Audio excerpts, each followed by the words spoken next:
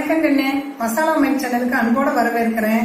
புரட்டாசி மாதம் மற்ற விரத நாட்கள் எல்லாம் நம்ம விரதம் விடுறதுக்கு முன்னாடி சாமி கும்பிடுவோம். சாமி கும்பிட்டோம்னே தீர்த்தம் குடிப்போம் இல்லைங்களா? தீர்த்தம் குடிச்சிட்டு தான் நம்ம விரதத்துக்கு உண்டான சாப்பாடெல்லாம் சாப்பிடணும்.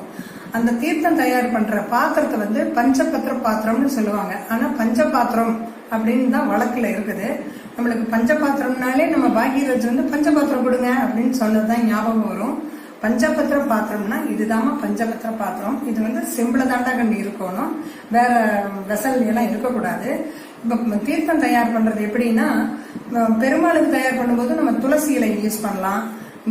ஈஸ்வரனுக்கு தயார் பண்ணும்போது வில்வ இலை யூஸ் பண்ணணும். விநாயகருக்கு தயார் பண்ணும் பொழுது அருகம்புல்லு, மாரியை, காளியை, இந்த அம்மன் சாமிகளுக்கு எல்லாம் தீர்த்தம் தயார் பண்ணும்போது வேப்பிலை போடணும்.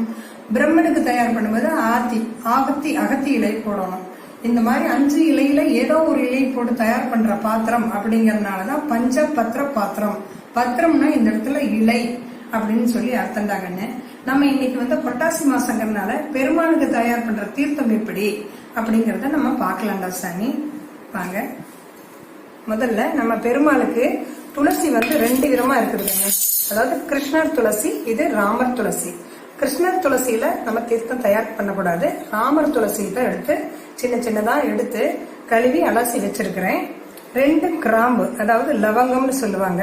கொஞ்சமா பச்சை கற்பூரம், கடைகள்ல நாட்டு மருந்து கடைகள்ல இந்த மாதிரி டப்பால கொடுப்பாங்க. வாங்கிட்டு கொஞ்சமா கட் பண்ணி எடுத்துக்கோங்க. இது ஜாதிக்காய். ஜாதிக்காய் நம்மளுக்கு எவ்வளவு தேவையோ அவ்வளவு போடலாம். நான் இந்த பாத்திரத்துக்கு அளவா இருக்கிறதுனால இந்த ஜாதிக்காய் மட்டும் போடலான்னு இருக்கிறேன். போதும். இந்த 3ஐயும் நல்லா இடிகல்லோ அல்லது தேங்காயில ஒரு கவர்ல வச்சு நல்லா நுணுக்கிக்கோங்க. நுணுக்கி தண்ணியில போட்டுக்கோங்க. தண்ணியில போட்டு இந்த மாதிரி பாத்திரத்துல போட்டு வச்சிருக்கிறேன். போட்டு வச்சுட்டு இந்த துளசி எடுத்து இந்த பஞ்சபத்திர பாத்திரத்துல போட்டுக்கலாம். போட்டுட்டு ஃபில்டர்ல இந்த தண்ணி வடிகட்டிக்கலாம்.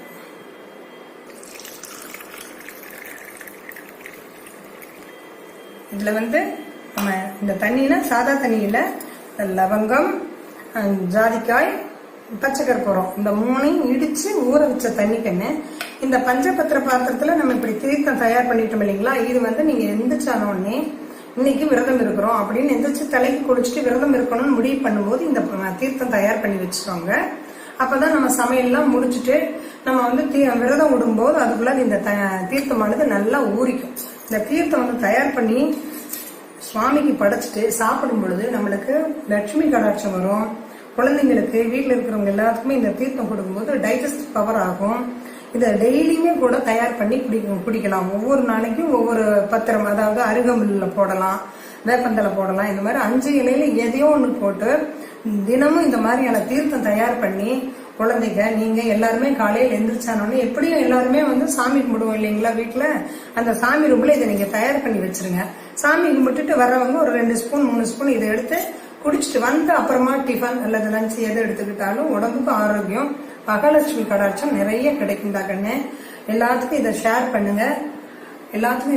பண்ணுங்க. நன்றி. லைக் பண்ணுங்க, சப்ஸ்கிரைப் பண்ணுங்கடா கண்ணு.